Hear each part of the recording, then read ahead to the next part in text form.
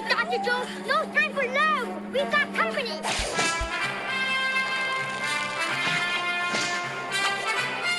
Oh, hello, young lady. Yeah. I see you're looking at this $4 million painting. Uh-huh. And did you know that it's actually a fraud that I helped perpetrate on the art world? I've spent decades fucking with rich people just for fun. Don't even get me started on the number of fake Jackson Pollock paintings I've sold over the years. It's a lot easier than fighting Nazis for Jewish artifacts, let me tell you. Welcome, everyone, to No Time for Love, Dr. Jones, where we follow the fictional adventures of Dr. Henry Walton Jones Jr. as he bounces off of real-world history and important figures and occasionally art. For whatever reason. I am your host, Jamie Chambers, and this is my sister, Bambi. Hello. We are keeping the Indiana Jones train rolling for free a little bit longer as we get the main show kind of back on its feet. So normally this would be content for our $5 or more subscribers on chainsawhistory.com, but you are getting to hear this artistic adventure of Indiana Jones for $0. It's so weird, y'all. So weird. So you, if you are one of our paid subscribers, we love and appreciate you. It is our hope to, one day be able to buy like entire meals for our family with this show. So if you like what you're hearing, head to chainsawhistory.com and we can become your French prostitutes, as seen in this episode. Yeah, we're ready to make tens and tens of dollars.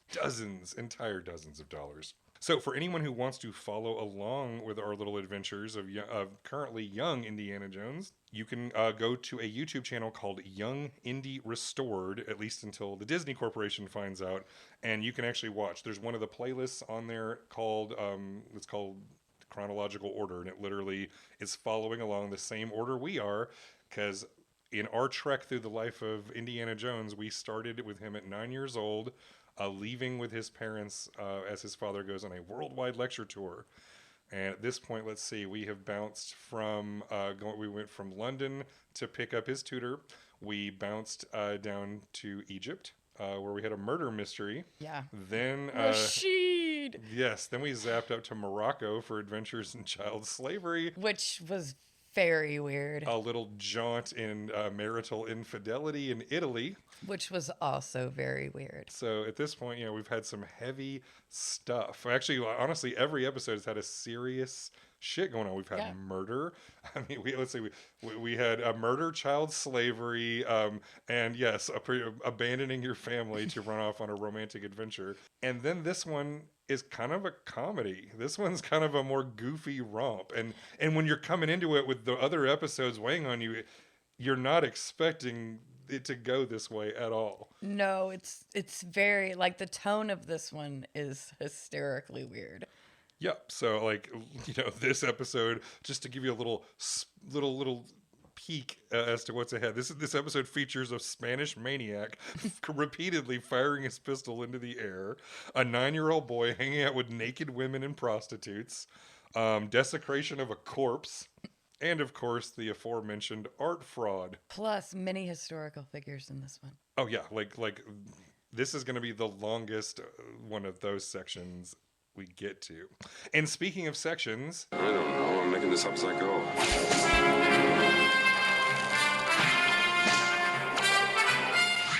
This is the section where we talk about the plot and major story points of each episode, such as they are. So, you ready? Always. Let's talk about it. So, our adventure begins, as always, in the 1990s.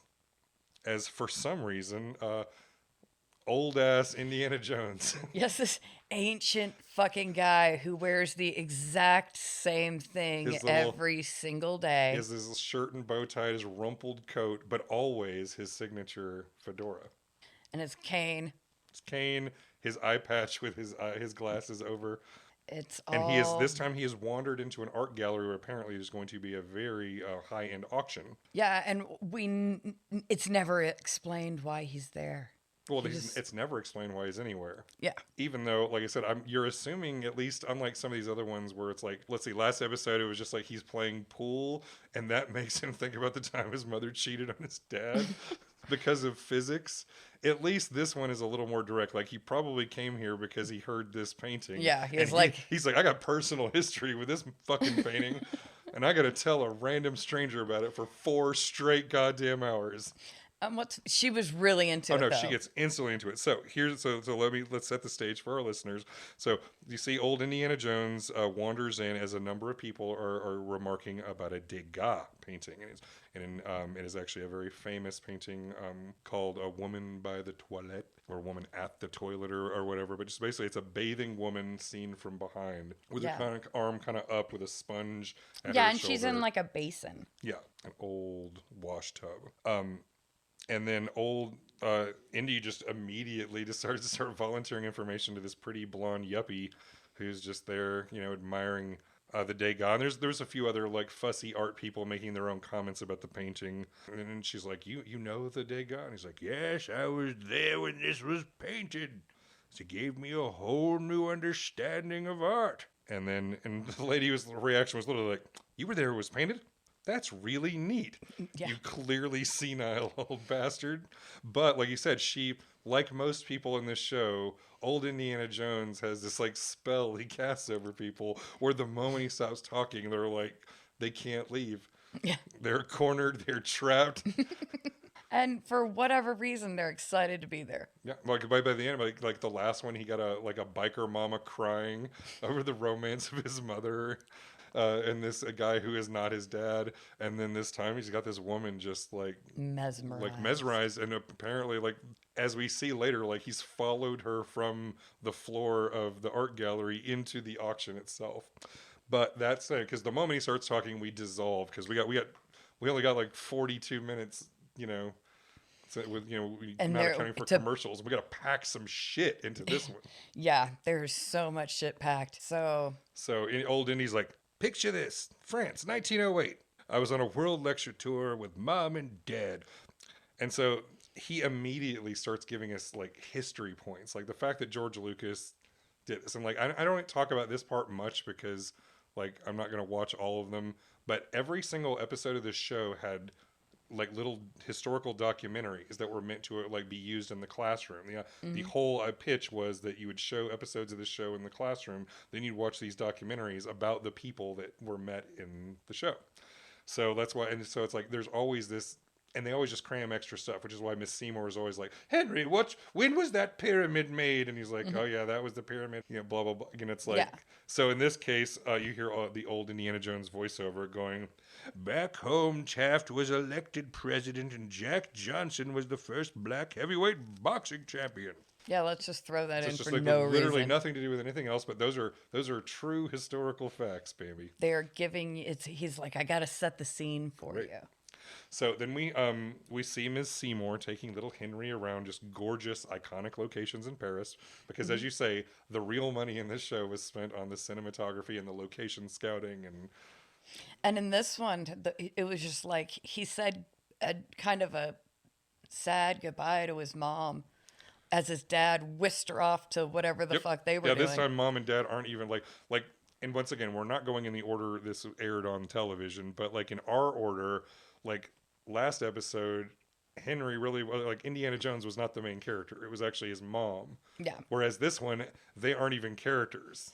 They literally, you see them at the very beginning fucking off to God knows where. They don't even say, because it doesn't matter. All you need to know is that it's just Henry and Ms. Seymour in Paris, alone, staying in a hotel. Yep. And he's mostly bored. Yeah. So, so Miss Seymour's taking them. So at the beginning, they're walking down the streets of Paris. So Henry gives some change to a dude with a monkey in a squeeze box. And he is denied delicious candies and pastries. He was like, I would love the candy. And she is like, it is too early for candy. You just had your breakfast, young man. It's only brain-enhancing nutrition for you. Yep. And then we find out that they're heading to the Louvre before it even opens. They got to get there just so that when they first unlock the doors, they're going to be those people. So remember how last week Henry seemed overly fascinated with that statue of the angel cupping a woman's breast?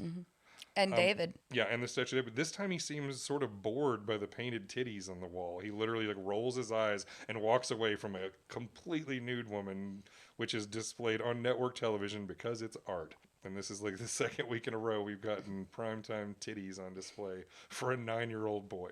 Which, is But not don't the worry. worst thing that happens to him in this episode. No, we're going way farther than that in this episode. This is France, baby. So then they stroll over to the Mona Lisa, where Miss Seymour seems horrified by the concept of the model being forced to repeatedly smile for 3 years straight. It's like it just wounds her British soul. Even though it's like if you know anything about the real Mona Lisa, it's that woman was like spoiled and constantly like entertained in order to come back and sit there for Da Vinci over and over again, which we'll talk about later. So in front of the Mona Lisa, they meet this skinny young dude, about 16 years old. And insert famous name. It's our very first one here. His name is Norman. Norman Rockwell. Norman Rockwell is standing there in front of the Mona Lisa. And interestingly enough, this is the first time in the show I have noted little Henry introduces himself as Indy, and Miss Seymour instantly corrects him. Now, I did see in the script there was a few times if there was lines that were cut where Henry referred himself as Indiana Jones, and there's a few lines where one of the adults in a previous episode would just call him Indy randomly, but they never even established why, ever. This is the first time he's actually saying, no, I am self-identifying as Indy. And then she, no, introduce yourself properly, young man. You are Henry Jones Jr. And he's like, fuck that name. I hate that name. That is not the name that is going to be on a movie marquee. That is a lame name. That's my dad's name. And have you seen that guy? He's like, yeah, that guy sucks. So, yes, as you say, importantly, they just ran into teenage Norman Rockwell, who's painted as this scrawny kid. And the three apparently spend like the rest of the day studying paintings. And Miss Seymour says they still have the modern art left to go. So this is where we see our first Degas. And Henry gets an art lesson about Impressionism. And Norman says, Impressionists claim it's the freshest way for an artist to see the world. And this is the point where little ADHD Henry is bored as shit of just standing around looking at paintings all day. Because if there's one consistent character trait of young Indiana Jones, is that he cannot sit still. He cannot just stand around and do nothing. He gets bored so easily. Which explains why he's the professor who doesn't actually like to teach class. He would rather get shot at by Germans. So then Miss Seymour says, even realizes this may be a little much to ask, even for her. So she offers to take the boys to something a little more interesting. And they're like, oh, cool, we're in Paris. This is going to be fucking awesome. And then, nope. Cut to, please describe what happens next. They go to a weird ass puppet show. And it's like like almost a medieval morality play with like demons in hell. And the two kids are like bored as shit, and there's little kids all around. Yeah, they're surrounded by like 5-year-olds, and then like even Indy is the older kid, and then Norman is like, I'm a fucking teenager.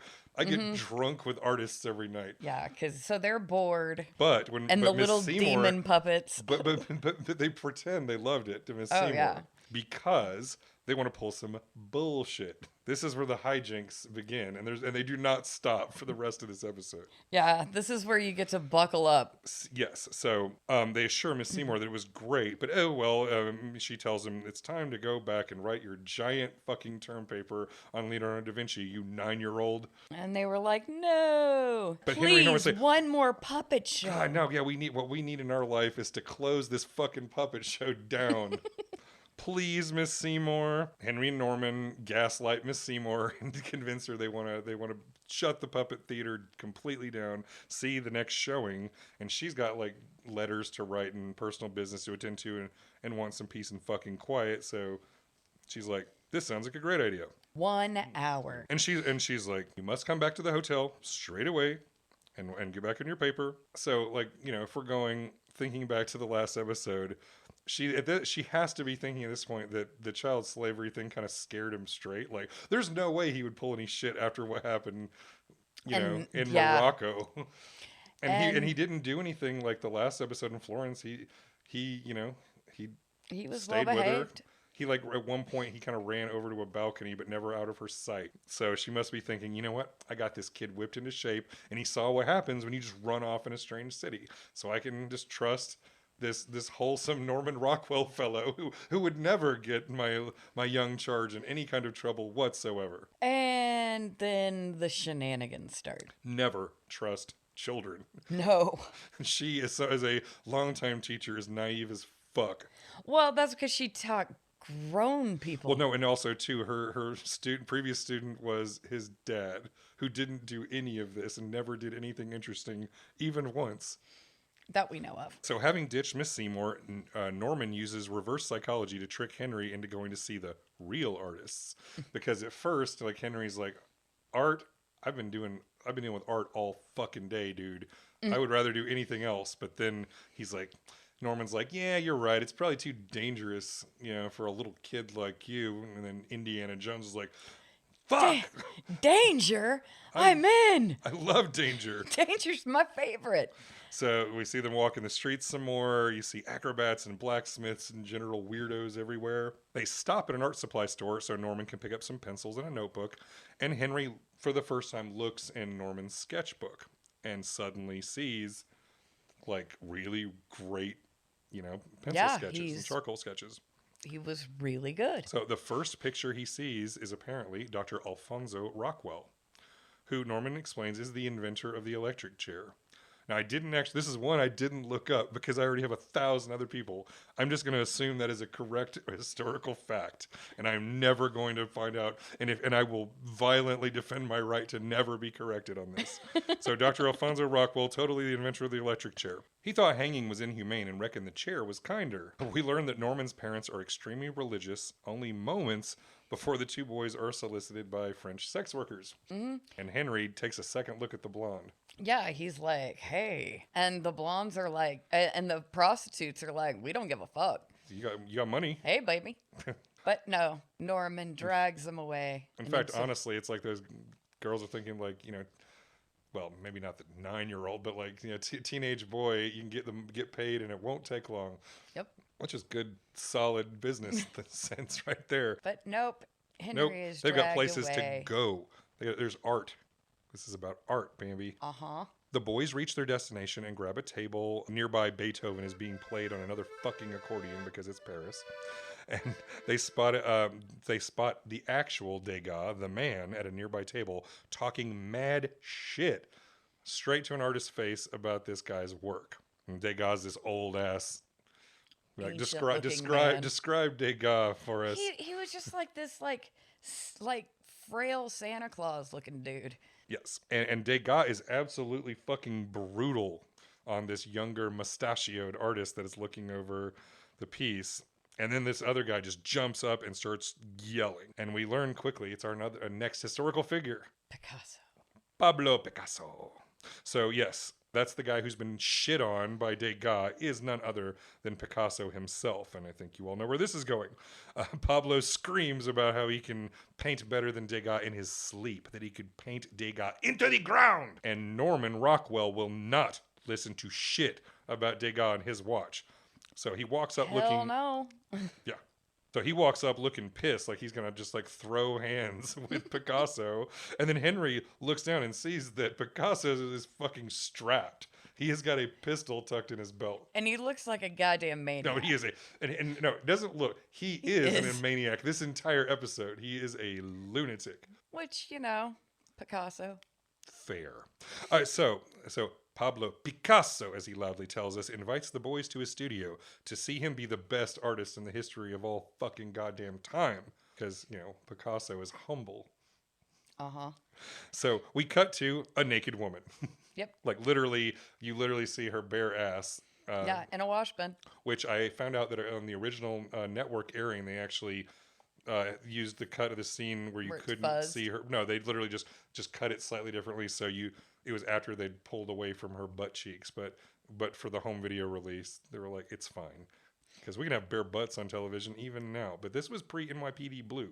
So they weren't ready for butts on TV yet. Yeah. So but anyway. the boys get a full display. But yeah, the whole point is Indiana Jones, young Henry, 9-year-old Henry, is just 10 feet away from a full frontal naked woman. And we are just calling it art. And he's like, I'm into art now. He's like, suddenly his appreciation for art is somehow born at his first sight of some real close in-person T&A. Yep. And he was also very impressed with painting. Yeah. So Henry and Norman watch and listen as Picasso rants and explains. And he's like doing this, his imitation Degas painting. And at one point you even see like this technique where his buddy brings in boiling hot water and he like sprays it on the canvas to wipe it down to get this effect that he's going for as this impressionist, to get that whole thing. And so Norman tells the other guy hanging out, who, by the way, happens to be another famous figure, but we'll talk about him later, because he's only really mentioned by name at the end of the episode. So for now, we just know he's just Picasso's like best friend, this French dude. And so Norman tells him he really likes Picasso's paintings, but he doesn't want to see Picasso painting like other artists. He wants to see Picasso painting like Picasso. So he gets taken into the side room to see the real shit. He pulls the canvas, or the tarp off rather, to reveal the actual, like what we think of as Picasso, the Cubist paintings. Classic Picasso shit. And Picasso walks in with a piece that looks suspiciously identical to the one we saw in the museum with Old Indy at the beginning of the episode. The woman washing herself, the woman at the toilet. And he's like, see, I can do a Degas, but he can't do one of mine. And Indy looked really unimpressed by the Cubism paintings, by the way. He was like, what is this? I don't get this shit. Yeah, like a lot of people who first get exposed to this kind of like, because like Impressionist was already one thing, because like, the cycle, I mean, we'll talk about this later on, but the whole movement toward art was always toward realism. And then it was like this suddenly hit that period where they started saying, well, realism is not everything, and you can capture other things through that. So that's where we get doing that. So, and you see Norman himself, like once he got a good look at Cubism, he immediately did his own sketch. And Picasso is so impressed by Norman's quick little sketch, he signs it with his own name. And just like, ha ha ha, it's so fun. He's like, have a souvenir, kid. And he declares, I'm hungry! So now we move along to the French police arriving at the hotel because Miss Seymour has declared Henry missing and presumed dead. Yeah, she was a little frantic. And in the meantime, She's Henry's like, just going off partying. She's like, do you have any idea what Professor Jones is going to do to me? I will not be found. Oh, she's in bad shape. So the fat old French inspector declares that he speaks perfect English and that he's an expert kidnapper of small children. And then she did not look very pleased with that. Yeah, she's like, oh yeah, Professor Clousteau here is really going to solve this case. Fuck.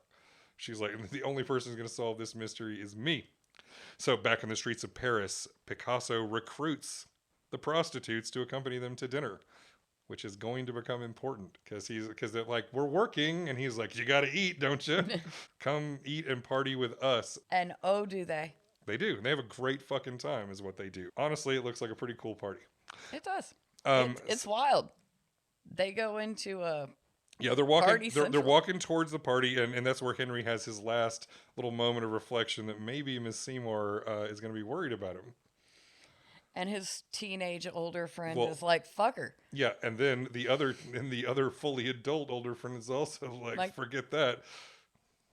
Because apparently it's totally cool to go like fucking hardcore party. Well, it's the other one of children. little Henry's superpowers is that adults just love the shit out of him. It's like, I want to bring you into every inappropriate situation that a 9-year-old should never be in. It's like, you want to... You don't have a sheltered life anymore, kid. It's like, you want to see some naked chicks? You want to get drunk with people in a bar until 3 o'clock in the morning? Boom. Let's do it. Let's do it. All right, so... This is Paris. Someone delivers a box to Picasso at the bar. And Picasso has Henry open the box, and he looks inside, and it's like a wooden model airplane. He's like, holy smokes, a Louis Blois plane. I can never pronounce Blois. And you see burlesque dancers are on the stage shaking what their mamas gave them. Everyone's just having a great fucking time. Yep, they start. Yeah. Everyone gets up and starts standing. The prostitutes drag both the boys, Norman and Henry, out on the dance floor. Norman's all about it. Henry's a little reluctant at first, but he gets into it. Starts dancing with the blonde that he liked earlier. Mm-hmm. Because, blondes and mommy issues. Yeah. And then while the boys are doing that, that's when Picasso leans over to his friend and hatches his evil scheme to get one over on old Degas. Picasso tells his friend that he's going to get Degas to sign the copycat painting he did earlier that day, the one he did just to kind of make a point to Norman and Indy. And I was like, no, I'm gonna trick him into signing my painting because that's how good I am. And his friend was like, that sounds terrible. Don't do it. Why are you being such a dick? Yeah, stop it. Like the whole time, even Picasso's friends are like, "You're a little much. You want to just turn it down from the 11." But he never does. Never. That is against the Picasso way. All right, so we jump back to the Parisian streets where the two pimps are checking up on the girls that Picasso dragged off earlier, and they're supposed to be working, supposed to be making them that money. They got to get paid, and they are not happy. Yeah. Their girls should be working, not having a good time. Now, right at the moment, at least, despite the fact they're ridiculously dressed, this seems like a legitimate threat. These are criminals, potentially violent criminals, who are looking for. These are pimps. They're probably gonna slap around. Yeah, they're gonna slap some bitches. They're going to smack around, some kids if they have to. Yeah, these guys are serious. Every moment those girls are not working the streets, that's money left right on the table, Bambi. That's some bullshit. These guys are not having any of it. And one of them is wearing a ridiculous top hat like Abraham Lincoln. And these guys are cartoon characters. Oh, they really are. I mean, they kind of looked like the villains from 101 Dalmatians. Yeah, like the two henchmen of Cruella de Vil. They're that vibe is spot on. Yes, it really is. So right. These Imagine villains. them as French pimps, and you pretty much got a mental picture of what we're talking about. So they jump into the bar and they confront Picasso and his friend. And to show them they mean business, one of these pimps pulls out a goddamn straight razor. He unfolds it like, I'm about to slice you up. And then a good old-fashioned barroom brawl ensues. Yeah, things go awry. Yeah, things people are going crazy. And Henry demonstrates his usual suicidal bravery because the pimp who grabs the girl he was dancing with, and Henry immediately squares up and raises his fist and is ready to box. And then he's just somebody grabs him and throws him across the room like a Cabbage Patch Kid. Just you are a tiny child. Get out of the barroom brawl. Which is funny because it's funny because later on he will be the guy who could fucking take on every single person in this room and beat them half to death. Well, you got to start somewhere. He starts getting tossed like a rag doll. Now it's absolute chaos. There's punches being thrown everywhere. And Henry just decides to grab the model airplane and just sail it through the chaos just for fun. Just screaming. Just Well, wasn't it deliberate to hit someone? No, I think it just sailed back though. Okay, because he catches it like a boomerang on the way back. So if it did, I missed that moment. So Picasso just takes one look around at this absolute madness and smiles his biggest smile and whips out his pistol and fires it into the ceiling like a goddamn maniac. It's like, woohoo! And he screams, "I love this town!" And that's when Henry and Norman. The gun is what makes him realize maybe we should leave now. It's probably time to head out. So everybody pours out to the streets, and the two pimps are unconscious at this point. They have been knocked out by the various insanity, and Picasso screams for Henry to stay by his side. And then, we have a little montage of them going a little further down the street. So we're getting later and later. We're in the middle of the fucking night at this point. And Picasso is lecturing Henry about how artists are visionaries. Because I guess Henry's telling him, I got to write this paper on Da Vinci. And I was supposed to be already back, and I'm dead. Yeah. And he's like, I'll tell you about Da Vinci.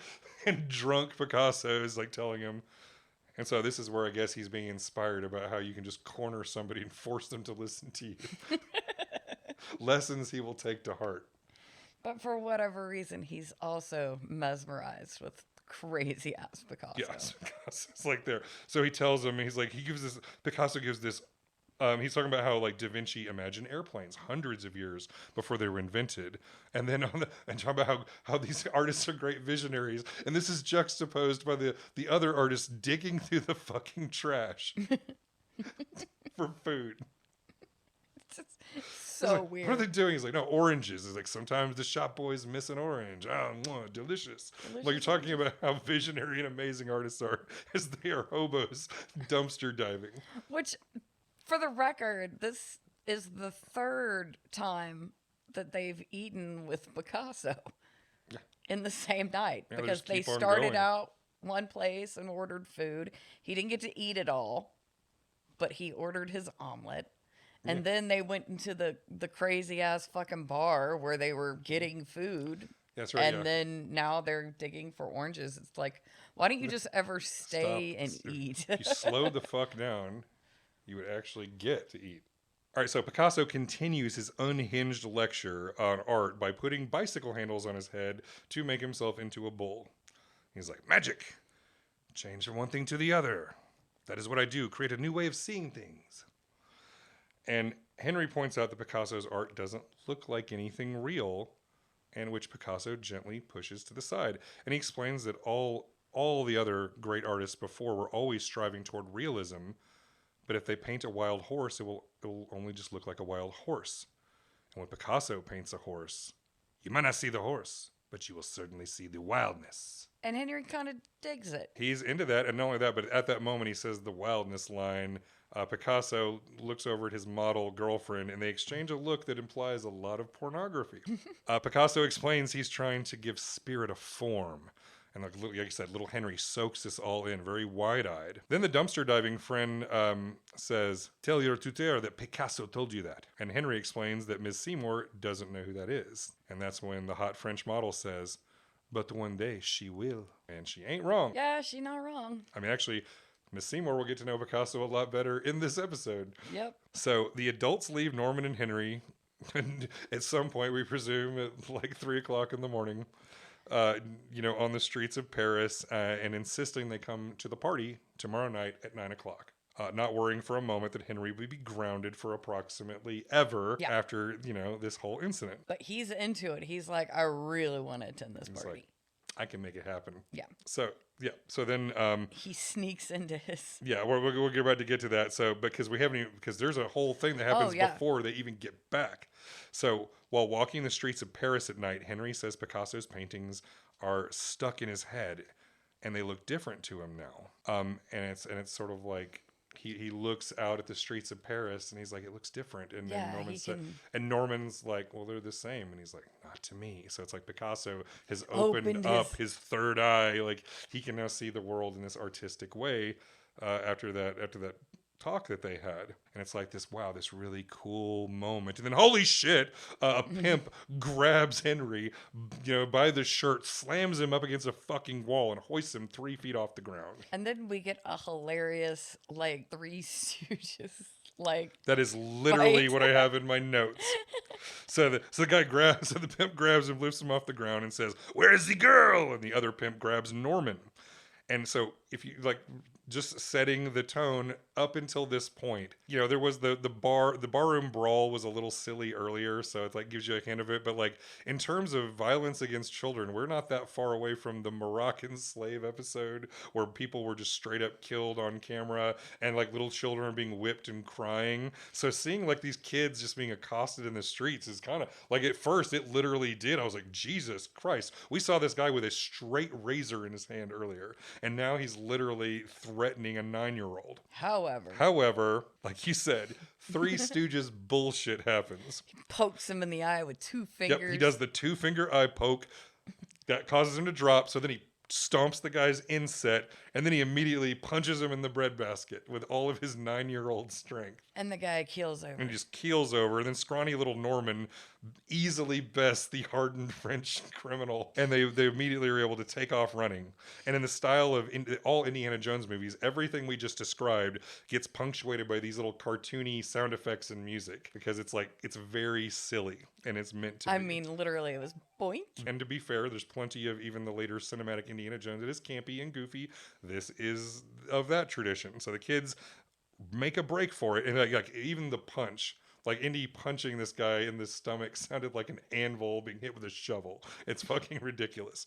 So the kids make a break for it and run into a graveyard, and that's where we get another taste of how silly these French pimps are. because one of them is still, I am too scared. Oh no, the ghosts are going to get me, mon ami. Which, by the way, most of the time you'll see these foreigners talking in silly French accents, even though there's nobody. Like, they do it once again for the benefit of the audience, but at other times they will have a foreign language with subtitles. It is just fucking like throw it at the dartboard which one we're going with at any given moment. And it's very clear from the beginning of the episode that he cannot speak French yet. Yeah. And Miss Seymour never even tries to speak other languages. Yeah. It's like English is superior and other language can fuck right off. Yeah, Henry just got to France and French is still a little new to him. He does use a few French phrases and stuff like that, but it's fine because apparently everyone speaks English. Yeah, everyone speaks English, even to each other when no one else is around. They just like to do it for fun. So he's like, I'm so scared.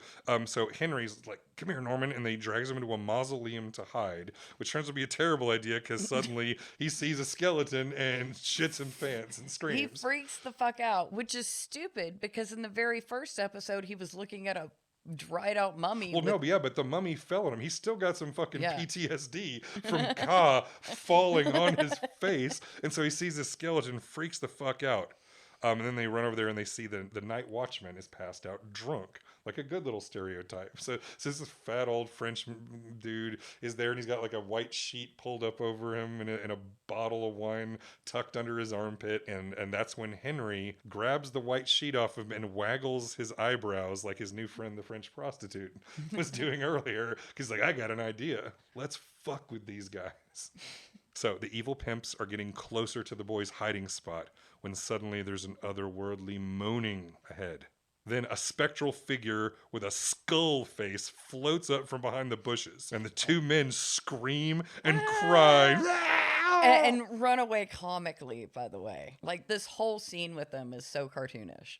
Yeah, it's very funny. No, it's completely ridiculous. And then, they run off, and then the two boys laugh their cleverness, revealing that they had just simply desecrated a grave. And then they throw the skull away. They grabbed a skull out of the mausoleum, tucked it under the sheet, and then Norman lifted Henry up so they could make this spooky looking thing. And they used the lantern to underlight it from within to make it look glow. I mean, it was basically, I call it a reverse Scooby-Doo, if you will. So back at the hotel, Norman tells Henry, you got to come to the party tomorrow night. He's like, as long as I can get past Miss Seymour. I'm probably dead. However, I will give Henry some creativity points because he admittedly pulls his greatest con yet. And lying is we're quickly learning, one of Indiana Jones' greatest powers. He can bullshit. Oh, God. So what he does, we see him creep past. So it's like Miss Seymour's passed out in a chair, clearly like parked by the front door to see if he sneaks back in, and which she he looks does. Worried as shit, too. Even her sleep. That's the thing. Is like, this bitch looks worn out. She's worn out, and that's the thing. Is the earlier episodes have really kind of warmed. Like, originally, Miss Seymour was presented as this total like emotionless ice queen, but over time you realize that she's actually got this like very maternal like thing, and she was absolutely worried sick. And then we see later, different sides of her. Like, Miss Seymour is one of the more rounded characters. Honestly, she's a more well-rounded character than both the parents and Henry, honestly, because he doesn't really change all that much other than he just learns educational shit. Like, I have learned about art. I have learned about infidelity. Yeah, he apparently does not learn to ever like just stay put. Yeah. Not get in trouble. Sitting still and not getting into violent trouble is not ever in the cards. So anyway, Miss Seymour is passed out, worried about it. So he manages to sneak past her like a little ninja. And he grabs a midnight snack, goes into his room, gets his books and papers, and then sneaks off again and goes into a different room. We're like, wait, what the fuck is he doing? So then we move ahead to the next morning. Miss Seymour wakes up, looks in Henry's bed, finds it empty, and there's like dramatic music playing, like the child is missing. What's going on? And she's Henry. Little Henry. And then she opens up the wardrobe, only to find little Henry inside, tucked down. Sound asleep. Like an angel. Where have you been? She yells. Studying. Here's my Da Vinci paper. Leonardo and the Meaning of Hearts. And he tells her that he was working in the wardrobe, where it was quiet, and he must have just fallen asleep. And so it's like he is really like he must have stayed up for like 2 extra hours, even after that. Like he must have gotten 0 real sleep as he stayed up all night working on this thing so he could pull this bullshit. Because like having the paper convinces her that the lie is true, and the fact that he was able to crib from all the lectures that Picasso gave him about Da Vinci the night before. I mean, as a 9-year-old con job goes, not bad. And again, she kind of looks like she doesn't thoroughly believe him, but also can't disprove it. Yeah, she can't prove it, and it's like, and she's just sort of relieved. It's just like, okay. And he looks at her, am I in trouble? Am I in trouble? Are you going to punish me? And she goes, no. But then she also tells him he's not allowed to leave the room until he just finishes a little book called Les Miserables by Victor Hugo. And he's like, great title. Because, how miserable he is, because he wants to go to a party with artists and prostitutes and not be stuck here reading about the sad, sad life of Jean Valjean. Yeah. And he sits there all day until finally Miss Seymour starts to head off to bed. Yes. Then he's like, on my own. Anyway, so which is hilarious because it's like he doesn't even give her time to like get ready for bed. He immediately jumps moment up. She's like, out the of the moment room, she was takes like, her frock off, I am out. Because she told him, she was like, you can stay up for 1 more hour, then put yourself to bed, Henry. Yeah. And he was like, oh, fuck that nonsense. He gets all of his shit and fucking climbs out the window. Yeah, that's the thing. When the door was locked, he's like, got a time for plan B, going out the window. Yeah, she thought locking him in would be enough. Instead she just endangers his life much more. So he finds him. So he dresses for his evening out with his little chapeau, and he slips out onto a ledge and nearly dies. Yep. We see gorgeous views of Paris streets that imply, and once again, kind of giving us that hint, like he's looking around, and we get this idea through the way the camera is shooting it that we're getting a peek at how Henry's now seeing the Parisian night with his new artist's eyes. And then he falls and is apparently dead. It cuts away from him because what was it? It cuts to Miss Seymour dropping something inside, like whatever. And it's very much like he falls, and then we see a book fall on the floor, which is very much, oh shit, he's dead. And now, granted, it was like he fell directly either, because it's like didn't the thing he was on a whatever, like some kind of drainage pipe or whatever kind of fell over. So. And then we just see him fall out of frame. Then we see the book fall to the floor, which is supposed to give us that heart-stopping moment that little Henry splattered to the ground 80 feet below. But no. Nah, he just hit a balcony. But Miss Seymour is suspicious. I think she heard something. And so this time she goes to check and finds out, oh no, the window is open. He is gone. He's definitely not in the fucking wardrobe this time. And Henry was stupid enough to leave evidence behind.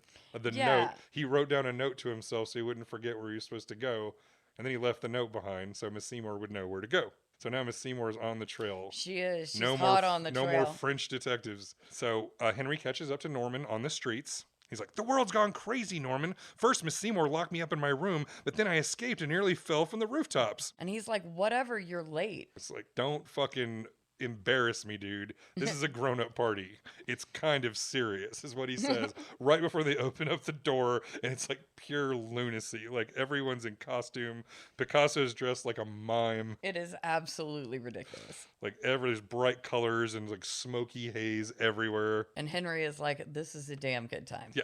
I have arrived. And so then Picasso's girlfriend offers to introduce the boys to the other Americans who are at the party. So the boys meet a dude named Kahnweiler, who's apparently a famous art dealer. And then the guy goes, he kisses the model's hand and then goes to kiss Henry's hand, and he, correctly snatches his hand away from the obvious pedophile. Because what the fuck? He's like, yeah, it was a weird scene. He's like, don't get me started about that dude we were hanging out with in Morocco. It's like, no, you are not kissing my hand, motherfucker. That was such a weird detail. Anyway, standing with him is some lady named, Gertrude Stein. And they're also introduced to Alice B. Toklas. The names are just dropping like rain. Miss Seymour finds the address for the party, Le Lapin Agile, which is a bar. And she gets there and she finds this stuffy kind of drinking establishment. And she's like, I'm looking for a young boy and a teenage boy who have gone to a party. And immediately one of the guys there is like, Picasso. It's like everybody knows this is the person who's contributing to the delinquency of children. It's gotta be Pablo. Yeah, it's like, who else is hanging out with kids? Weirdo. Yeah. So now we cut to Picasso once again drunkenly firing his gun into the ceiling, and Henry's Like a lunatic. Henry's like, it's like the Alamo. Wee! This is awesome. I love Paris. And then we're introduced to yet another name drop, and some guy named Rousseau. You know, nobody important. And apparently, he and Picasso have this like mutual admiration society, and they kind of do this like playing for the whole crowd in the room in front. And Picasso's like, tell us your ghost story. And the old man gets very dramatic and begins to tell his tale of a ghost walking through the catacombs, just as a sinister shadow drifts through the hall and the door handle opens. And it's Miss Seymour. She pops up in dramatic fashion. And Indy literally screams, Yeah. but it literally screams her name.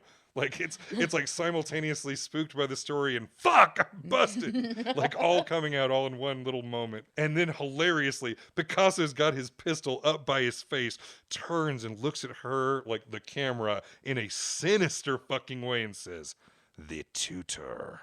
Like, oh shit, he is going to drill Miss Seymour. How about some lead poisoning, bitch? Oh, so then... Say hello to my little friend. Blam, blam. No, that's not how that goes. No, it's more of a cutscene. Yeah, so we're going to go away. So he drags Miss Seymour off to where we assume be murdered. Yeah, and at gunpoint. And so, out of concern, Henry and Picasso's girlfriend go over to the keyhole. And Henry's genuinely worried that this lunatic's going to kill his tutor. You know, his girlfriend's like, no, nothing. It's not going to be bad. And so they're looking through the keyhole to see what's going on. Why don't you explain what we see in the inside of this room? It was Miss Seymour sitting there as Picasso like yells at her not to talk or move, and he's sketching her. Yeah, he has, against her will, forced her to be his model. So we see him up there quickly drawing. He's got Do not move. got do his not pencils, speak. and he's literally, she's like, can't I talk? And he's like, no, you leave the talking to me. He's just like so unhinged. And her Britishness does not know how to handle a Spaniard turned up to 11. However, apparently Miss Seymour is way into art. Well, yeah, that's the thing. And it's like, and also not immune to flattery. Just the fact that he's even wanting her to model and he's doing this. You can see her trying not to smile even while she's sitting there. And as she goes through this whole scene, it goes into a full smile to where by the end of it, it has warmed her cheeks and her eyes, and she is like She's in. just genuinely into it. But it progresses because at first it's like this little thing as he is asserting all kinds of dominance over her, and she is not used to that, but she kind of gets into it. Yeah, she kind of She's digs like, oh, it. finally a man who can tame me. I mean, she like I said, she likes strong men. Henry Jones Sr., for example. And he's like, yeah, he's like, the two boys have shown me they love art. You should let them be more independent. They will really understand art if they spend more time with me. Because Picasso and his massive ego cannot stop talking about how great Picasso is. So Miss Seymour threatens to call the cops, and Picasso immediately can fire back. He's like, the police are like critics. They have as much to do with art as ornithology does the birds. And that clever line breaks through Miss Seymour's icy heart, and that's when her first genuine smile pops up. And she is an art lover, and she declares him the rudest man that she ever met. And he's like, when I want lessons in good manners from the English, I'll ask. And she just continues to smile. It's like, God damn it, you're charming. And so, Which I do not get, because he doesn't come off as charming at all. He just comes off as fucking crazy Just a shit. crazy person. Like, you should avoid him at all costs. I don't know why everybody's like, woo. Yeah. So then she finally goes to see, and because he was working so quickly, I guess she was expecting it to suck. And then she's like, she sees this very nice, realistic looking, sketch portrait of her sitting there, and she's like, "Oh, you really can draw." And he's like, "Better than anyone alive," because of course she says that it's beautiful. she says it's beautiful, but then he does a switcheroo. He pulls the first sketch. Sure, he was doing two drawings at once, and the one behind it was a cubist version, and it's still very clearly Miss Seymour. Mm-hmm. Same pose, same emotion, but it's in this like completely wild new style that Picasso's invented, and her smile gets even bigger. She is like, she likes it. She's into it because she's an art person, and she realizes this is exciting and cool, and he's helped her see what he's doing there. So Miss Seymour just isn't mad anymore. Yep. But it's still time to go. And Henry asks, but then Henry's like, I want you to come over here. What do you think of this painting that Picasso did the day before, the imitation Degas? So Picasso is over there bullshitting the art dealer, Conviler, claiming that he'd purchased the piece from Degas for a few hundred francs. He's trying to convince this other guy it's a real Degas. And this guy being a guy who knows his Degas, that's part of the flex, is saying, I can paint so good, I can just imitate Degas and no one will even know. Yeah. So yeah, pawn it off as a Degas. So Conviler offers 1,000 for it, but Picasso says he couldn't possibly take such a generous sum because the piece wasn't signed. But Conviler says, no problem, we can get Degas to sign it. Degas is right, we can get him out here anytime. And Picasso agrees, he'll take the 1,000 francs, but he demands to be there for the honor of watching Degas sign it. Because, of course, this is all part of his fucking prank to get Degas to sign one of his pieces to show off and flex that Picasso is the greatest and the best and the smartest and the most cleverest, etc. And, yeah, the most narcissistic by far. Yes. And this is where we're going to take this is where Indiana Jones is going to be a hero to help put a pin in this guy's ego for 2 fucking seconds. So on the walk back, Norman gives Henry a memento for their adventures, which was that cubist drawing that Picasso had signed himself. And Henry folds it and tucks it away. That's pretty cool. But he's now got a fucking Norman Rockwell signed by Picasso in his pocket. Back in Le Lapin Agile, Picasso is bragging about taking down Degas.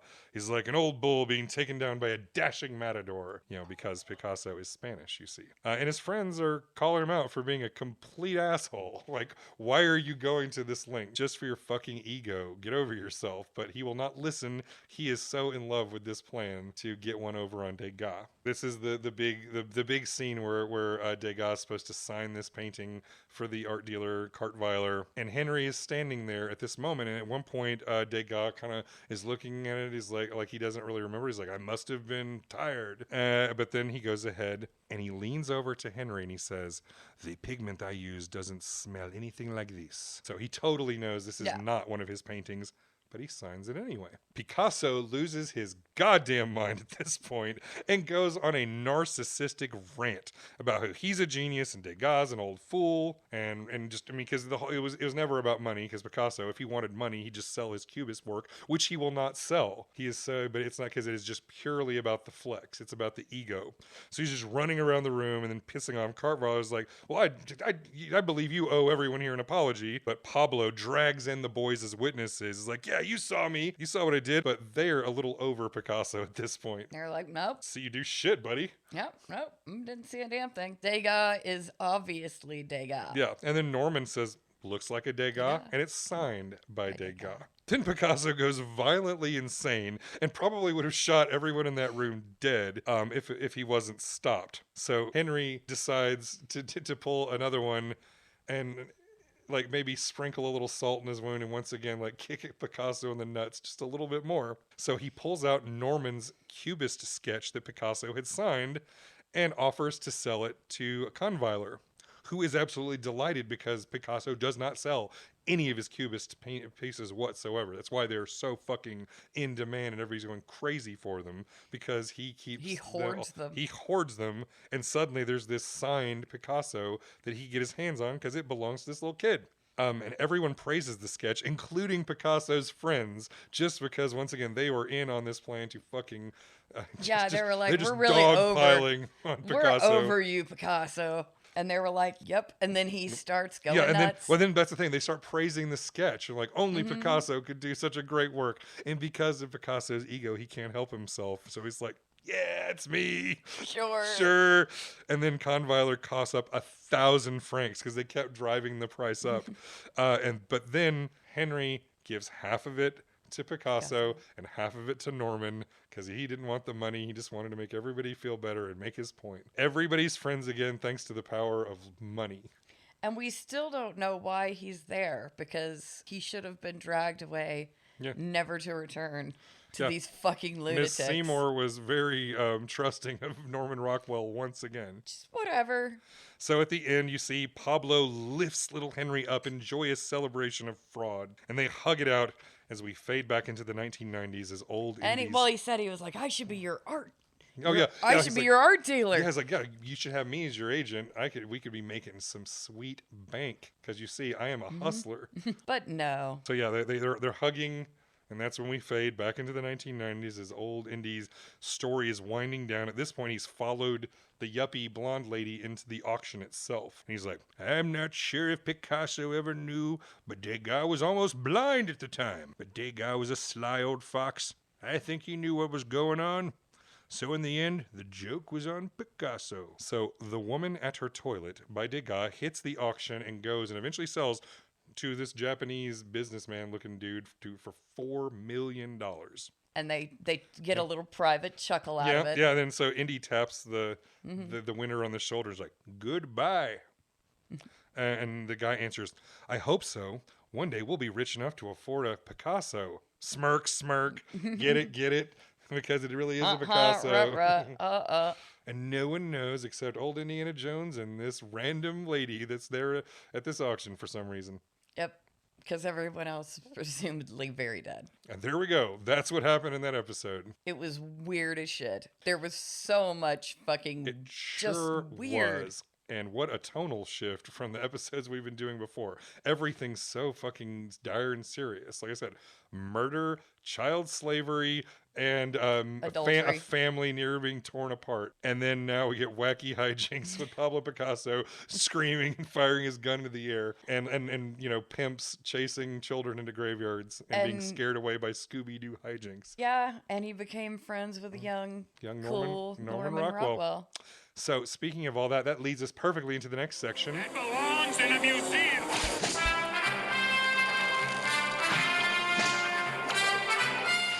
This is where we go over the historical figures, places, lessons, and artifacts featured in the episode.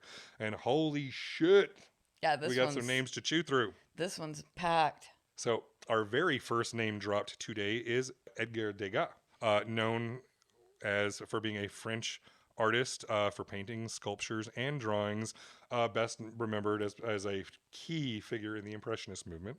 Mm-hmm. And he is very, very good. Personally, I think I like Degas better than Picasso, but that's me. Yeah. Well, and they are, you know, two different Very eras. different. And again, now, I like Impressionist paintings. I'm a Monet guy, but I love Monet. I do. I wouldn't turn down a Degas if somebody wanted to give me one to hang on my wall. So yeah, just in brief, you know, Degas was born in Paris, studied art, traveled to Italy to study the works of the Renaissance masters. Degas actually rejected the term Impressionist and preferred to be called a realist or an independent. Because like in his idea, like Impressionism was realism because it was sort of like when you first glance at something, that first flash of an image you get before you've had time to really pull in the details. That's that instant that he was trying to capture. So he didn't like Impressionist, he wasn't his thing. He loved doing experimentations with various oils and different mediums, and he liked being real, like he was like a George Lucas is with movies, you know, to tie it into Indiana Jones. How George Lucas was more of a technical filmmaker doing all this fancy stuff. It was kind of like he used to have Picasso do the thing where he blew the hot water onto it. Like that was part of a Degas technique to get that kind of like loose, I don't even know, I'm not a good person to describe art terms, but to soften those edges to get that Impressionist look that he was going for. Yeah, and like old Indy said, Degas suffered from deteriorating eyesight in his later years, so he actually focused way more on sculpture. And Picasso, maybe not even realizing it, but was even hinting it when he was talking about how he's like, he literally closed his eyes at one point and saying, Degas feels. And it's like, because Degas can't see shit. There's a whole another side story about Picasso we'll get to regarding vision in a second. Degas had an extensive collection of art, including works by Delacroix, Gray. Like, he had a ridiculous art collection that was sold after his death. Woman at Her Toilette is an oil painting created by Degas in the late 19th century. It was, as according to the real world, was actually painted before 1890. So the fact the idea was just popping on the scene in 1908 is historically bullshit. The painting was part of Degas did a whole series of these intimates. I mean, and the idea is Picasso was imitating this. Yeah. But still. Yeah, and it was a very unconventional composition. Like the woman was partially cut off by the edge of the canvas. It was not something you normally see as the subject of a painting framed center, but it's like a weird thing. The color palette was unusual. Just, it's a striking painting. There's very loose brush strokes, and there's light and a lot of color in this piece. That painting, by the way, can now be seen in person at the Art Institute of Chicago. Oh, very cool. Not whisked away by Mr. Yamaguchi or whatever that guy's name was It's at a the great end. buy. Yeah, great buy. So next up was Henry's pal Norman Rockwell. Paintings you can't get away from if you the wanted most to. American of all artists, or at least if you're of the boomer generation now, looking back on that old 1940s and 50s nostalgia, you can't get away from the image of Norman Rockwell America. His work graced the covers of the Saturday Evening Post for over 4 decades, which made him one of the most beloved artists in the United States and most recognizable. You can instantly tell a Rockwell when you see one. He was born in 1894 in New York City, showed instant talent for art, and made it all the way. A prolific career, died in 1978. So, same year I was year born. you were born. He produced over 4,000 original works during his lifetimes. I mean, one of the most prolific artists ever. He painted the 4 iconic images known as the 4 Freedoms during World War II, which were inspired by FDR's famous speech, which earned him the Presidential Medal of Freedom, which was the highest civilian honor ever in 1977. So the year before he died, he was granted that same honor that Donald Trump bestowed on Rush Limbaugh a few years ago. Sorry to remind you of that, but that's the first thing that popped in my head. And despite how great, and I agree that Rockwell is, his art is often dismissed to this day as sentimental and idealized and just not, pushing the envelope or whatever, but fuck those guys. I think Norman Rockwell is great. He deserves his place. Yeah, absolutely. He was also a dedicated supporter of the Boy Scouts of America and illustrated their annual calendar for over 50 years straight. Okie dokie. So there you go. However, I don't believe there's any reason at all to believe that Rockwell was hanging out in Paris at 16 years old in 1908. Apparently alone. Yeah. Just hanging. The episode, it's so implausible, it doesn't even bother to come up with a reason why. He's just 16-year-old Norman Rockwell just living in Paris on his own. Just hanging out in the Louvre, waiting for Indiana Jones to show up. So, like I said, they didn't even bother. Didn't happen. All right. Now, of course, the kind of center of the episode is Mr. Picasso. I mean, nobody needs to be told who fucking Picasso is, but just in case, you have time traveled here somewhere. Picasso was a Spanish painter, sculptor, printmaker. He co-founded the Cubist movement. Turned out that French dude he was hanging out with that whole episode was the guy he co-founded it with.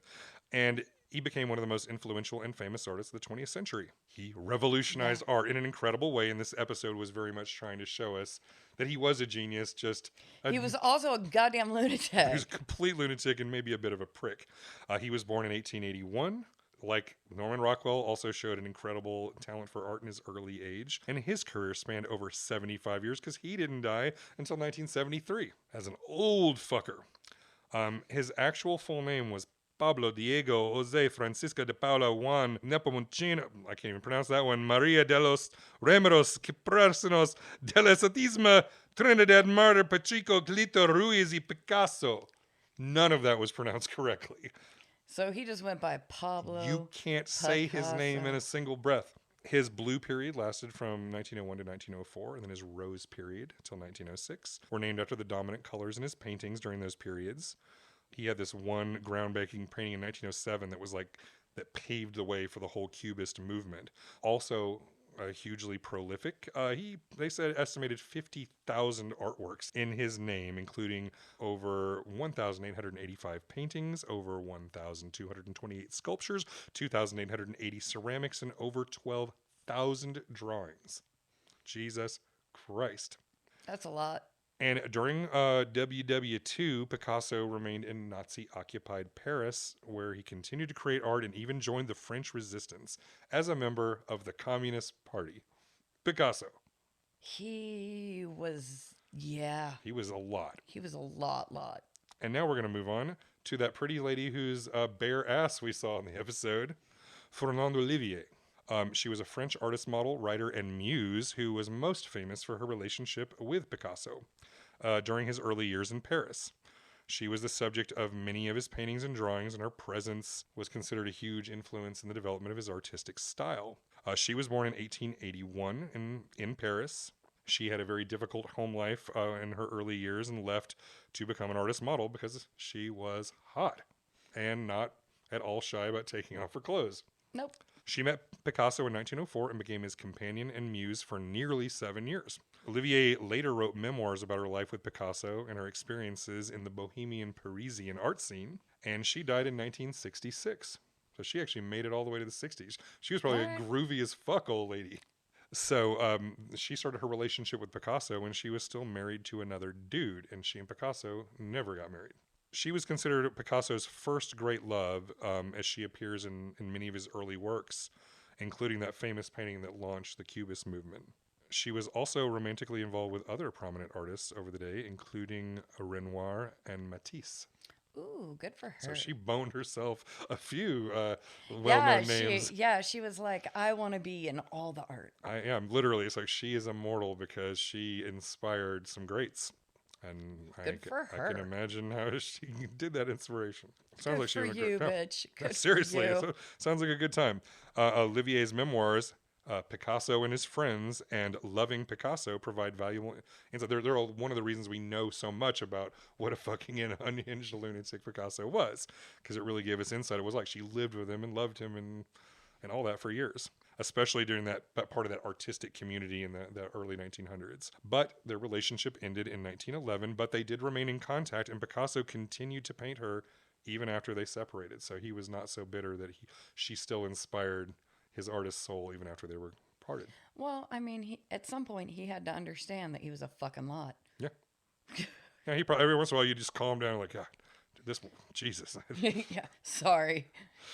And this episode portrayed her as being a pretty chill chick, pretty cool. Yeah, she was actually really calm. Yeah, she was warm, calm, but just very into. I mean, the she art was the one and the who parties. she was talking more to the boys and not at them constantly. Right. And then there was that, the guy that they just hung out with. And that turned out to be Georges Braque. He was a French painter, sculptor, and printmaker who, guess what, alongside Pablo Picasso, co-founded the Cubist movement. So he really got the short shrift in this episode. Yeah, I mean, he was just like presented assistant. He's just like, I am Pablo's assistant, instead of being like, no, this guy was a peer and a fellow artist, and at the time, just as big a deal. They would have been sharing a space, not. Yeah. But like he was like, oh, bring me my paints. Yep. So like him and Picasso kind of developed the visual language of the Cubist movement. That basically they broke art and made something new, which is something that only happens so often. He died in 1963. Braque was also, he not only for being a skilled artist, but he also created designs for jewelry, tapestry, and stained glass. So there's a lot of, he varied off, and actually Cubist stained glass. Very cool. He served in the French army during World War I and was seriously wounded in 1915, which kind of fucked with his art career for a little while. But it became more colorful and expressive after the Great War, and he distanced himself from like those geometric Cubist forms and got more into other styles. And it was eventually awarded the Grand Prix for painting at the 1954 Venice Biennale. Braque was an avid bird watcher, and birds frequently appear as motifs in his work. So okay. Now we know a little bit more about Braque. Well, I didn't even think they mentioned his name. No, they did. At the end of the episode, I caught it. Where it was literally like, Henry literally says, Monsieur Braque over there, what do you think? Like, that was literally, I think, the only time his name was said. I might be wrong because there was a lot of French and a lot of names. There was a lot of things going on in this episode. Just a lot. So, and we're not even done yet because we got to move on to Daniel Henry Kahnweiler. He was a German-born prominent art dealer, collector, and publisher, even though they portrayed him as American, and that's the whole thing. But he actually traveled around quite a bit. He played a significant role in the development of the modern European art movement because he was a guy with money who actually moved art around and got it seen by the people with the money. He was born in 1884 in Germany, but he moved to Paris in the early 1900s and opened an art gallery. So him being portrayed as American doesn't seem very legit, but whatever. Whatever. He became a champion of the modern artists. He was like one of the, like he was shown in the thing, like obsessed with the Cubists. He really wanted to get his hands on Picasso, and included Anne Braque and Juan Gris. Some 5 facts about Kahnweiler. He is considered one of the primary promoters of the Cubist art movement. Like, without him, we might not know who the fuck Picasso is. because Picasso was going to lock all his shit in a room forever. During World War I, his gallery was seized as enemy property due to his German nationality. So the French were not happy with him, and he temporarily relocated to Switzerland. In 1920, he returned to Paris and opened a new gallery, the Galerie Simon, which later became the, I guess it's called the Galerie Louis Lery, which I guess is famous. And I probably said it wrong because my French is only so-so. And so in addition to his work as an art dealer, Kahnweiler was also an art historian and wrote several important texts about Cubism and modern art that you can read to this day. He continued working as an art dealer until his death in 1979. The oldest fuck from this list so far. I was 4 years old when this guy croaked. And through that long and prolific career, really brought a lot of important artists up to the forefront. Very cool. So sometimes you got to respect the money man. Yeah, I had no idea who he was. Basically nothing more than a name drop and a standing there cameo. We got Gertrude Stein, who is being a writer. That was the name that popped up for me because she's a novelist, a poet, playwright, art collector.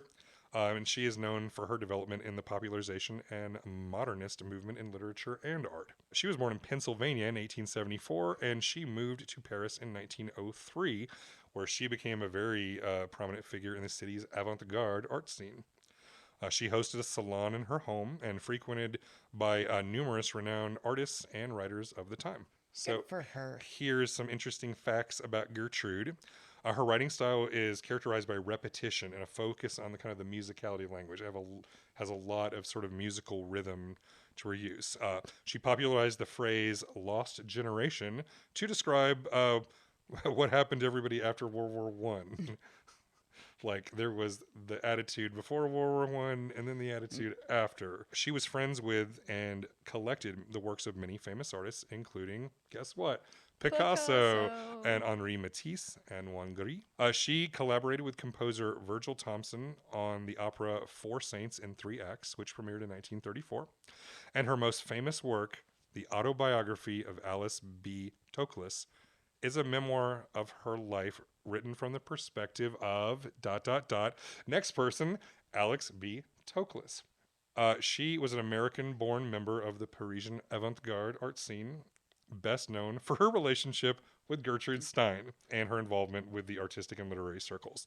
So she was born in San Francisco in 1877 and moved to Paris in 1907, where she met with and became the forever life partner of Gertrude Stein, where they stayed together in lesbian bliss. And Toklas managed her estate and promoted her work posthumously. So after Stein was gone, her, all but in name wife kept her legacy alive. So Toklas played an important role in managing Stein's literary and artistic affairs. So she's kind of like her agent and manager while they were together, including their famous salon in Paris. And then after Stein's death, that's when Toklas published her own memoir titled What is Remembered in 1963. She's also known for her cookbook, the Alice B. Toklas Cookbook, which included a recipe for hashish fudge, which is something that you and I probably might enjoy very much.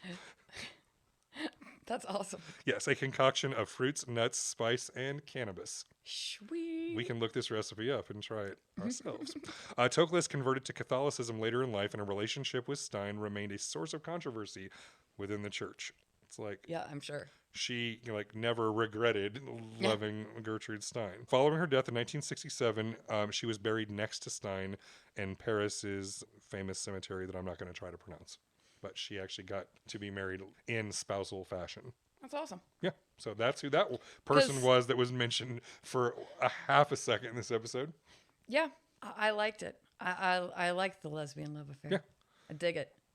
I dig that the French gave no fucks either.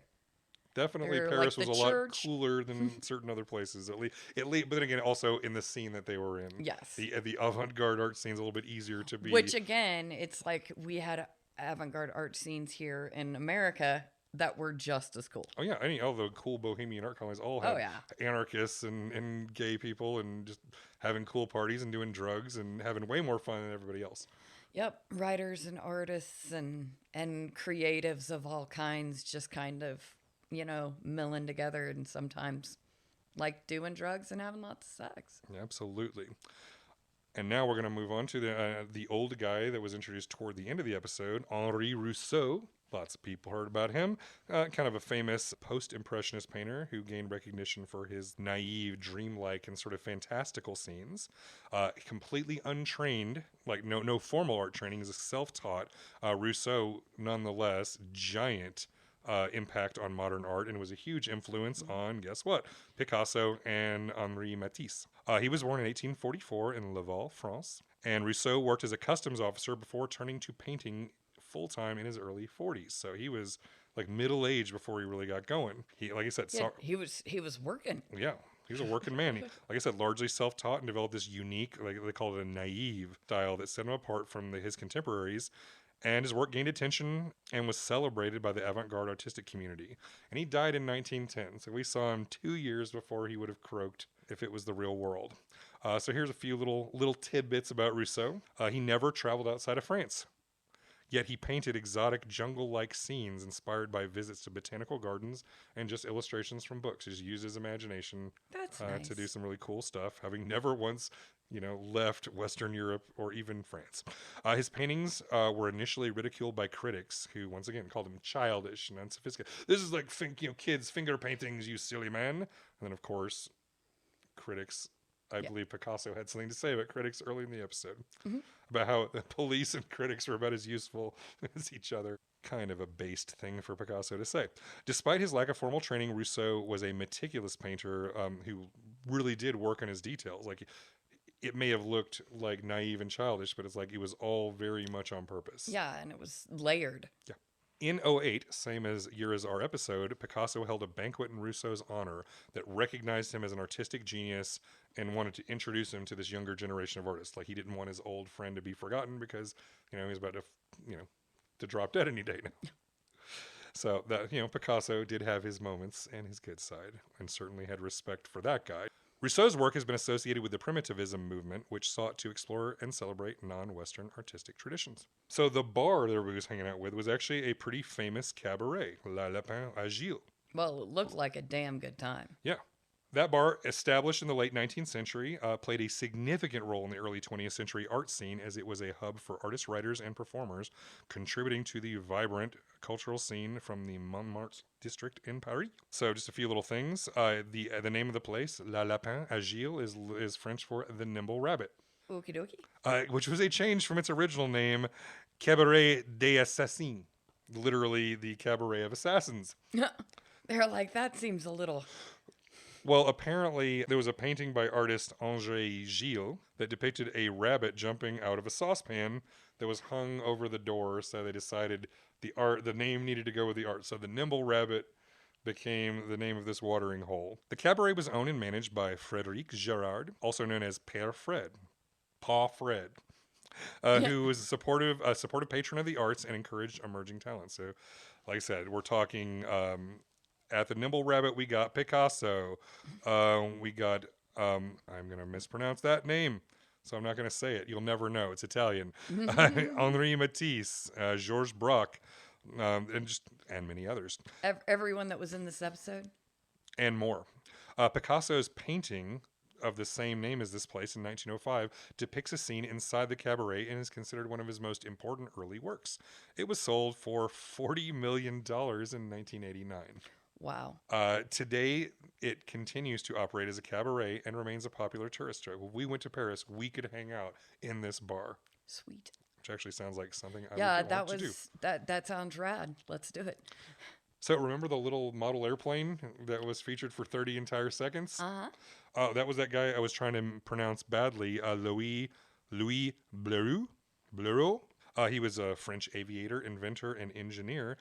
He first achieved fame for making the first airplane flight across the English Channel in 1909, which is something he had not even done yet when this episode was supposed to have taken place.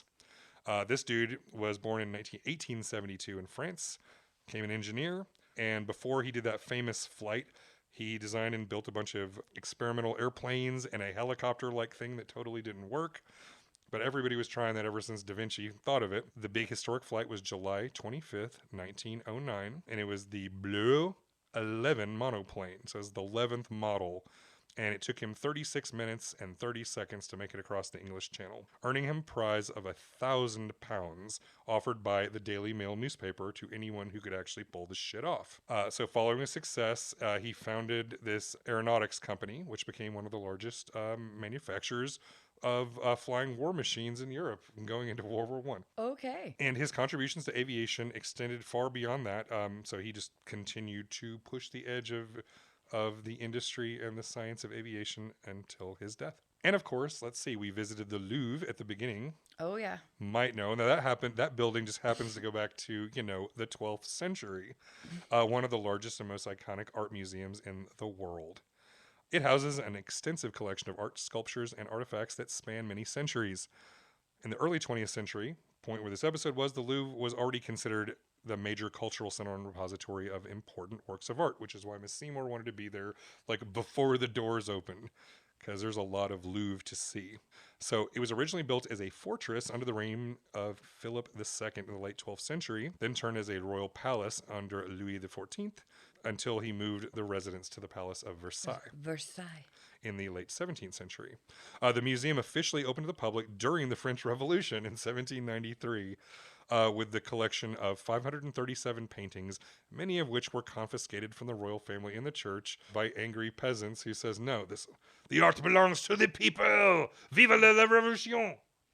Yeah.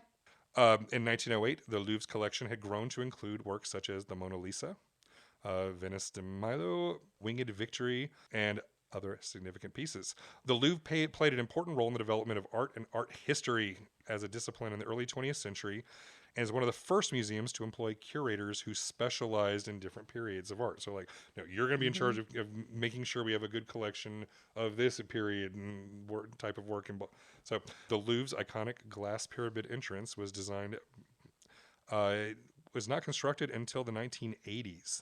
So in 1908, the visitors would have entered the museum through what they call the Napoleon entrance, because the thing we know didn't happen until our lifetime. And there was also a book by Victor Hugo name dropped, another French dude, because poor Henry had to read Les Miserables. Just so you know, Victor Hugo, awesome, French poet, novelist, and playwright, widely considered one of the most important and influential figures of French literature. Best known works include The Hunchback of Notre Dame and Les Miserables, which, in case you missed the musical starring Hugh Jackman. Oh, that's not wait! Don't bring that one. We don't want to think of that. No, Hugh Jackman wasn't the bad thing about that. He wasn't the bad thing about that. That's a whole nother conversation. But the story of the novel of Les Miserables follows the story of a dude, an ex-convict named Jean Valjean, who's seeking redemption and atonement for past crimes. And it's just a long, sad story that goes from one horrible thing to the next. And into the French Revolution. Yeah.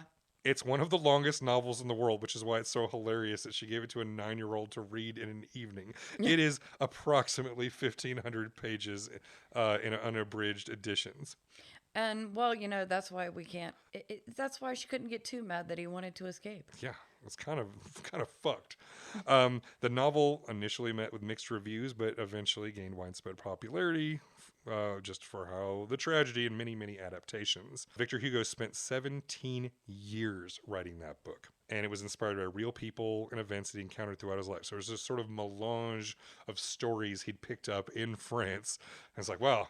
I'll turn every horrible story I ever heard about bad things happening to good people. Just put it into one novel. We'll just get it all out of the way then. Call it The Miserables. So there you go. And boy, that was quite a section. It was. It was much longer than usual. Whew. We're almost done. Because here we get to... It's not the years, honey. It's the mileage.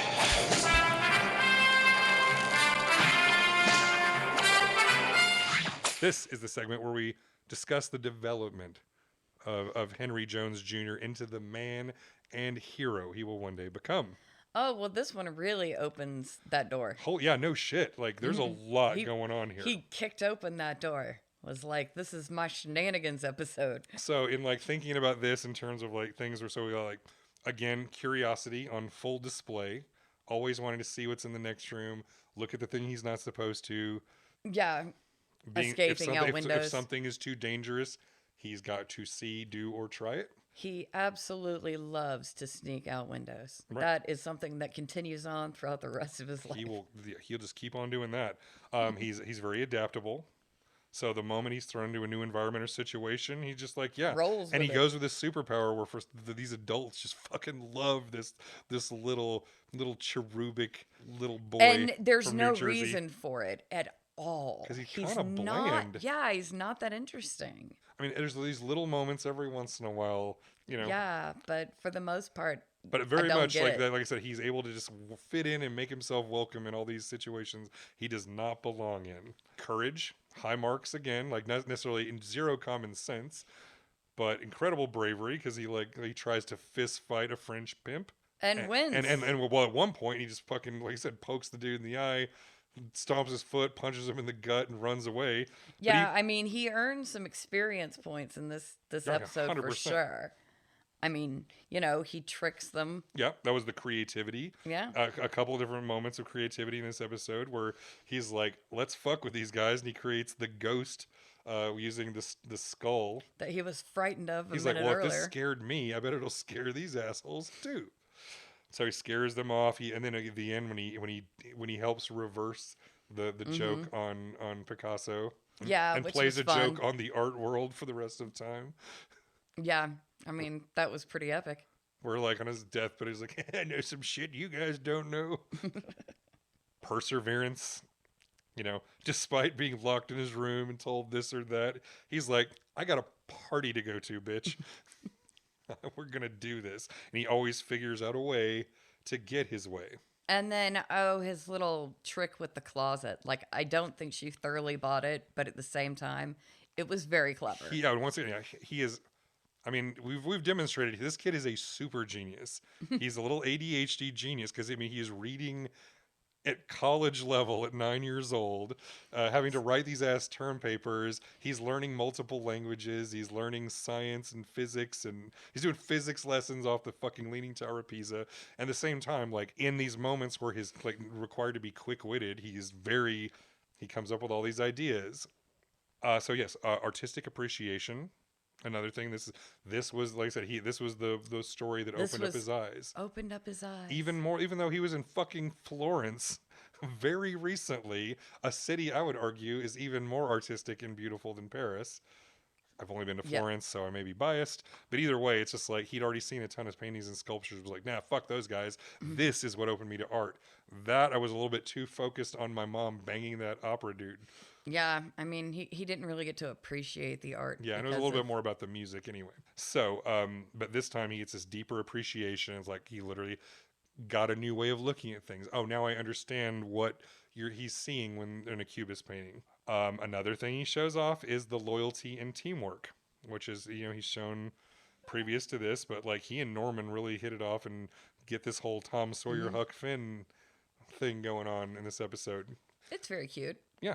And then at the same time, he pulls this little trick, which also helps throw some incredible praise at Norman being able to pull off a completely Picasso. convincing Picasso and sell it for 1,000 francs.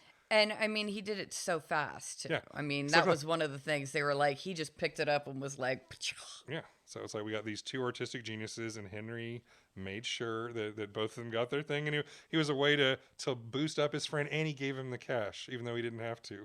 yep. He could have just pocketed that money and been buying drugs the rest of this trip. But instead, he gave both the artists the money. He's like, you guys need this way more than I do. I'm being taken care of. Y'all need help. Take this. Also, diplomacy, because like he's able to. This is another time kind of ties in with his quick thinking and creativity. But just like he was able to talk Picasso out of shooting everybody dead, and then got him all happy again, lifting up his arms. So, when he doesn't need to poke somebody in the eye, he can sometimes talk people down. And of course, the art of lying. Oh, He is fabulous. maybe his highest level trait so far, because every episode he comes up with increasingly creative levels of bullshit. Yeah, and sells it. He can both planned lies, like the whole wardrobe thing, and also just like, ooh, on the fly, I'm going to come up with this shit right out of my ass lies. Yeah, he's good at it. He's a little fucking lion ninja. And of course, there's escape artistry. Oh, he's good at that too. Yeah. Again, Well, Windows. let's say he wasn't as good at it in the slave episode because he No. failed every single time. However, you learn a lot through failure, and this time he had it down. he's got it fucking down. They escape the window. He escapes from the pimps. This is where he starts really becoming I think this is the first time we've really seen him do some violence. Yeah. And this is someone who's going to become an intensely violent man. But this time he just pokes a pimp in the eyes, stomps his foot, and it just punches him right in the gut. Yep. With his little bitty soft fist. And then defeated him. Defeated him easily. And to be fair to this little shit, he does have academic diligence, because even though he did blow off his homework, he then stayed up all night to finish his homework. Well, yeah, because that's How he got to go to the party, to be fair. But I Yeah. got a feeling that I think he always turns in his shit to Miss Seymour. I get zero impression that he's a guy. For one thing, she won't let him because she's usually standing over him. Like, I will lock you in this room for 3 days, and I expect a dissertation when I come back, and a jar full of piss. But yeah, he knows that he has to do his homework. Yep. So he does that. He completes the paper on Da Vinci, pulling in some quick cliff notes from Picasso. We also get literature because he has to fucking read. He reads like half of Les Miserables. Yeah. In an afternoon, or at least he pretends to. But honestly, I think he does, because That is who he is. Yeah, he is both an adventurous little kid and a fucking nerd. Yeah, which he will remain again the rest of his life. Yeah, he's a scholar for sure. Indiana Jones, as an older guy, is a cool, tough adventurer and also a giant nerd who knows all the things. Yeah, he whips out his book. He's the guy who pulls out the book and can tell you about the Ark of the Covenant. And I think that pretty much covers it. Yep, that's We it did for it. this one. We have made it through. Indy has now leveled up. Finally. Because, at one point he was at negative points. Yeah, he was not starting a good place. And this time we had a fun little happy adventure. With insane Just Pablo with insane people. And speaking of insane people, thank you for sticking with us to the end of the episode. Thanking you again for going to chainsawhistory.com, where you will subscribe either for free or to make sure you don't miss anything, or you're going to give us at least $5 a month so you can hear every single one of these No Time for Love Dr. Jones episodes. You can hear the whole Value Tales series. You can read bonus articles, the full library of back content, and more.